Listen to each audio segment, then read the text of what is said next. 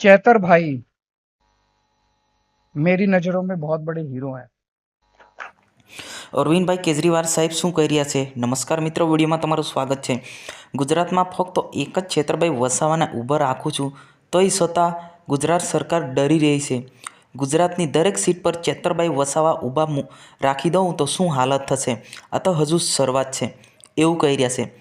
મિત્રો, જંગ લડાઈ લડી રહ્યા છે. ભરૂચ લોકસભા ચૂંટણી સાથે સાથે ગુજરાતમાં ઘણી બધી સીટો એવી છે કે આ વખતે ભારતીય જનતા પાર્ટીમાંથી કપાવા જઈ રહી છે.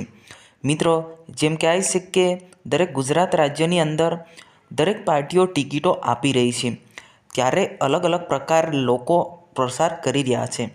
ત્યારે અરવિંદભાઈ કેજરીવાલ ફરી એકવાર ગુજરાતમાં પધારવાના છે. જી હા મિત્રો, ગુજરાતમાં પધારશે કેમ કે રાહુલભાઈ ગાંધી ગુજરાતમાં ભારત છોડો યાત્રા કરી ગયા પછી ફરી એકવાર અરવિંદ કેજરીવાલ સાહેબ અને પંજાબના મુખ્યમંત્રી ફરી એકવાર ગુજરાતમાં આવશે. પરંતુ મિત્રો, ગુજરાતમાં આવતા પહેલાં જ અરવિંદભાઈ કેજરીવાલ સાહેબે એવું કહ્યું છે કે ફક્ત ગુજરાતમાં એક જ છેતરભાઈ વસાવા હાહાર મચાવી રહ્યા છે, તો પછી દરેક સીટ ઉપર એક એક છેતરભાઈ વસાવા મૂકી દઉં તો તમારી હાલત તો ખરાબ થઈ જવાની એવું કહી રહ્યા છે. શું અરવિંદભાઈ કેજરીવાલ સાહેબ શું ખરેખર સાચું કહી રહ્યા છે? એ કોમેન્ટ બોક્સમાં અવશ્ય જણાવજો મિત્રો.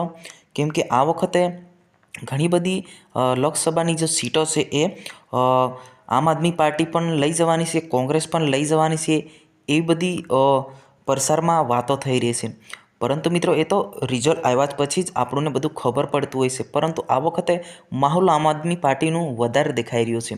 મિત્રો, આને લઈને તમારે શું કહેવું છે કોમેન્ટ બોક્સમાં અવશ્ય જણાવજો.